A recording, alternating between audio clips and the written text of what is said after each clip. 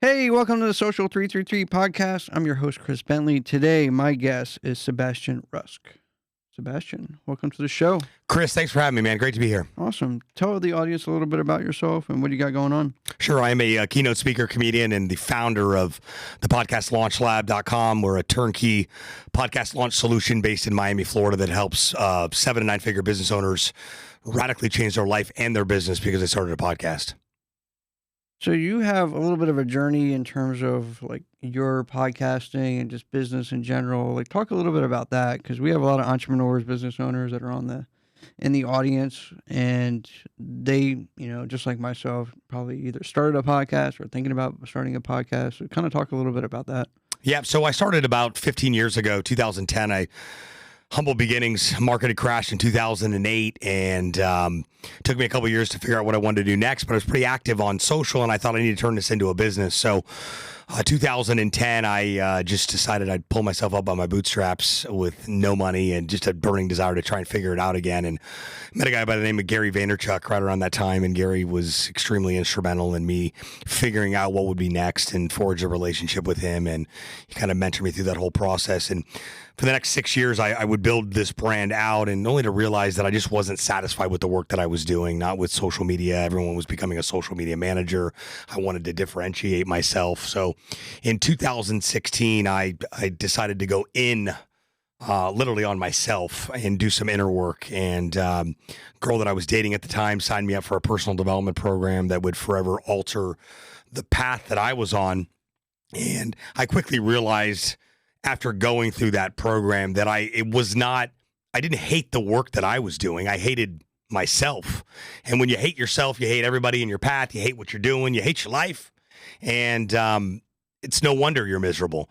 And I decided to do something about that. And I'm grateful that that course empowered me to do a couple things. Number one, love myself, most importantly. Number two, become fully accountable for my life, past, present, and future. Anything that's ever happened to me, is happening to me, and will happen to me, all my fault. And then lastly, getting a new lens, being able to look through a new lens on what life would look like based on those factors. So shortly after I went through this course, it was probably half the year had gone by. And which happens when we work on ourselves, the world kind of stops it takes as long as we need it to for us to figure it all out. And I woke up one day and I'm like, all right, we got to dust ourselves off here and figure out what's next. So I went around the corner to a co-working space, rented a desk, and ran into an old friend of mine at the co-working space. A great benefit of co-working spaces, running into new and old faces. And she had an internet radio show. And I said, what the hell is that? And she couldn't really, and I said, how's it going? And she couldn't give me a straight answer. And I said, you could start a podcast. You don't have to go anywhere. She goes, I don't know how to do that. Why don't you walk me down to my car? Let's talk more about it.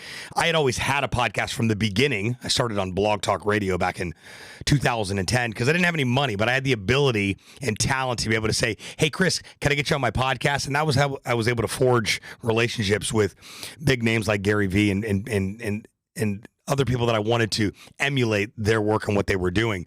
So I knew that I at least knew how to start a podcast because I had one. So when I walked her down to her car, she said, why don't you create a solution to help people start a podcast? And I'm like, antennas went up. Instant figure it out moment here. So I went back up to my rented desk and I took out 3 sheets of paper and a pencil and I wrote down the podcastlaunchlab.com.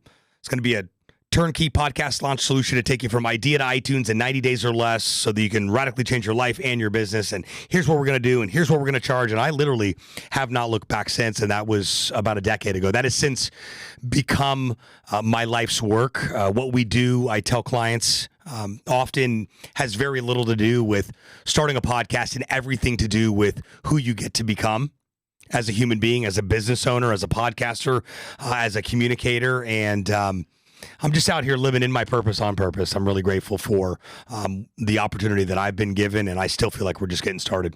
Nice.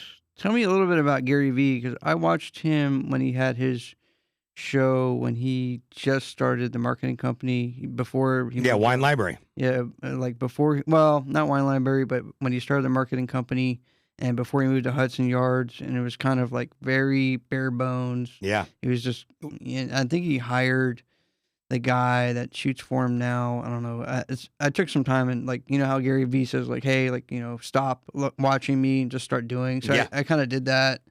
But he like, I would watch his stuff and it was very ground level. And he was like, I hired somebody to follow me around for like a whole year and just like, you know, just document everything I do, which was, I thought was really cool. But he had a lot of good information and he was like kind of starting it up, and he was, from what it looked like, he was kind of struggling a little bit to get the marketing agency up where he wanted it to be. And I thought that was really cool, not to where it is now, but that journey I thought was really, really cool. And then he started into podcasting and stuff like that.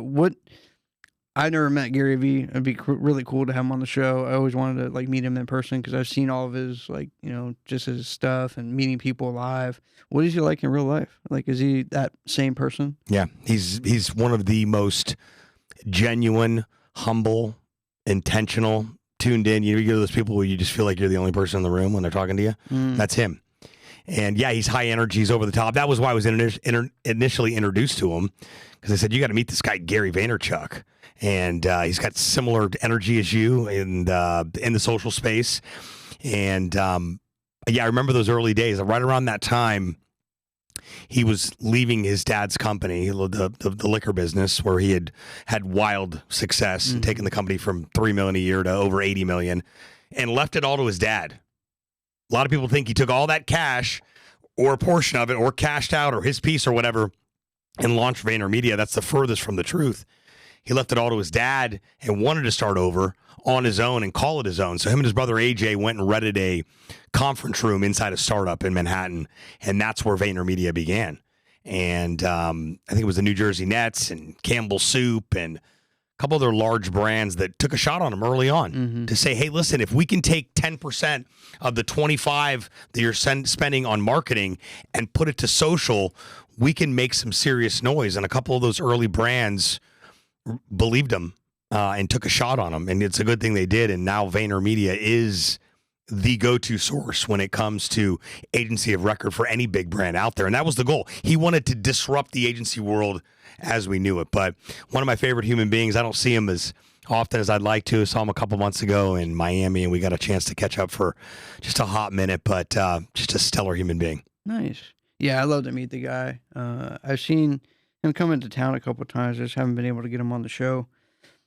Talk to me about being a podcaster. I know this is my second run, maybe my third run. I started out with Periscope when Twitter had it, and then it was kind of like just two guys like sitting around a basement like answering questions.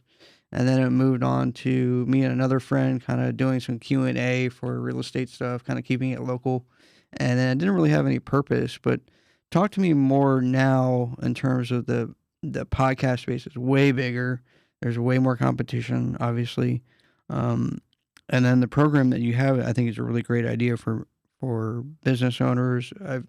We were talking about podcasting yesterday. I had a guest on, and we were talking about how like a lot of companies now, instead of sending out newsletters, they actually do a podcast, like internal podcast.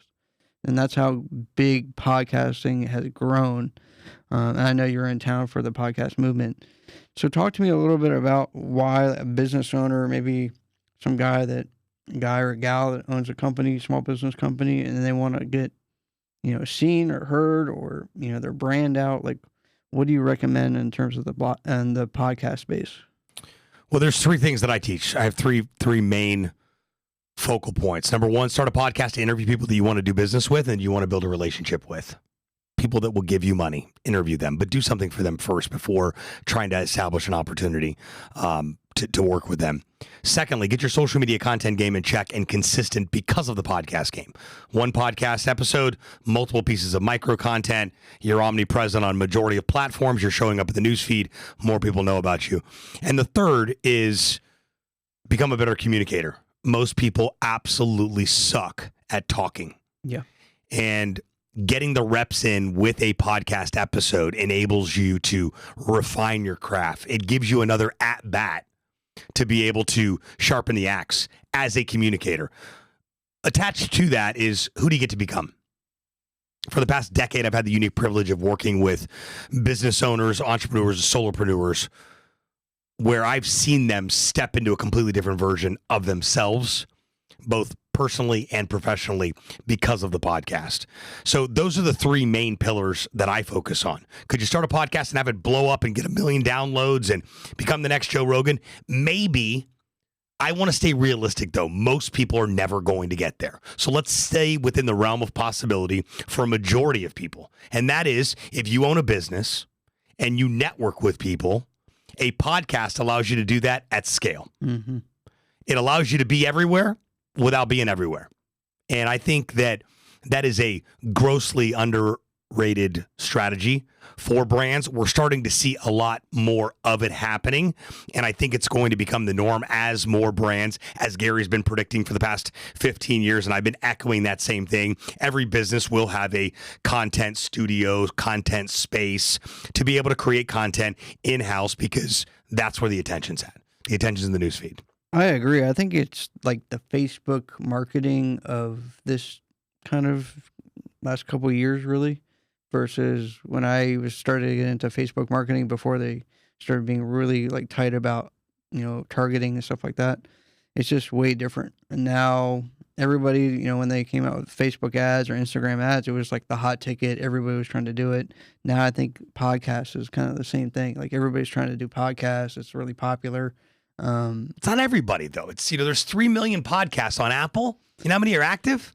Not very many. Guess. I don't know. 450,000. Really? So in order to be the top 1% of podcasters out there, I think you need to do like 12 episodes. Wow. So if you're listening to this right now and you're thinking, I've been thinking about it and shoulda, coulda, woulda, the time is right now because you're leaving money on the table and opportunity on the table. And speaking to ads, here's the difference between podcasting and ads. If I run ads on Facebook, I'm meeting strangers. If I invite you to be on my podcast, rather, I'm doing something for you right out of the gate, and I'm building a relationship with you, rapport with you. I'm chopping it up with you before and after the interview, during our conversation. The rapport is built. We know each other just a little bit more versus you maybe, clicking on an ad at 2:00 in the morning, and you may or may not show up for a sales appointment. Do ads work? When it properly executed, yes. But I think this is a very organic approach to networking and relationship building that doesn't turn people off. I agree. And the fact that you can replay it all the time instead of it just being a blind ad or the same Evergreen. video. Right. Evergreen content of a podcast is another thing that's overlooked far too much, in my opinion, because your ability to have a conversation and have it live evergreen, that means forever, by the way, online, and people will be able to find that. People often use Apple Podcast, Spotify as a search engine for specific content and solutions. Podcasts are also indexed. So every time, that's why it's important for you podcasters out there to make sure that your podcast episodes have a SEO search-friendly title to them and the description associates with that title, because when people are searching for what you do, they find you based on your podcast content in addition to whatever else may be out there. Do you have a success story or something that you could share of just, a client or somebody that you met that just, they started out, maybe they had absolutely no idea what they were doing and then just kind of... that's all of them. And then blew up or, not even blew up, but, had success and got, more business from doing podcasts. Yeah. So I primarily focus on 7 and 9 figure businesses. I want to deal with business. I want to deal with wealthy individuals, not just because they can afford to work with us, but they're less of a headache. You probably experienced that in your own business. Right. My good friend Brandon Brittingham has been a client for the past 2 years, a real estate broker out of Maryland. Wildly successful, probably one of the wealthiest friends that I have. And we were in the same mastermind group together a few years back, and I would always casually say, hey, man, you should start a podcast. Even though you don't need one, you're good without one. I think you'd crush it. And about 6 months later, he took my advice, called me and said, let's do it. We launched the show. It's called Wake Up to Wealth. It's top 5 at any given time in investing, ranked in real estate and business as well. And Apple Podcast is yielding between 80 and 85,000 downloads per episode and has amassed well over 1.5 million downloads, and is also generating multiple 5 figures in sponsorship dollars that they've been able to forge based on their own relationships. So that's not your traditional route of the show blew up, we've got the downloads to put it in an ad network and get paid. And they went out to people that they know, like, and trust, that know, like, and trust them, and said, hey, do you want to sponsor the show? Because 85,000 people per episode is nothing to shake a stick about. So I would say that to date, over 10 years, that's probably our biggest success story. And the wildest part about that is that Brandon never planned for that to happen. I could have never predicted for that to actually happen, but I'm sure glad that it did. And that has created a plethora of opportunities for him and myself, because I can run around town saying, hey, here's what we did. We didn't even know we were going to do this, but here's what happened. And that's a rare situation. I never would walk around going, hey, if you want to hire us to help you get your podcast launched, that's what's going to happen, because I'd be a liar. What I do guarantee is that your life will be radically transformed, and so will your business, if you follow the plan that we lay out and you execute on the strategy that we create. Now, for the average business owner that we work with, still successful, still doing multiple 7 figures a year, they execute on being able to interview people that they want to do business with. So I got a guy that Kevin Spencer, local guy in Miami, does retail point of sale. So everything up to swiping the card. So all the hardware, reward systems, etc. Launched a podcast called Retail Checks and Balances about 1.5 years ago. And all he's used the podcast for is to interview retail businesses. Oh. And he's done about $225,000 in business. So he's been able to, almost 10x his investment with working with us. Will be a lifetime client based on the work that we're doing for him and what they get to do. But I'm very much relationship based on the clients we get to work with. I'm very picky with the people we get to work with. I want to be sold on why I should work with you, not just why you should work with me, so that we can forge a relationship. We can do life together. And I can be kind of not just your coach, but a consultant, a connector, somebody who helps us grow together. And then and by default, our biggest referral sources become our clients. That's really awesome.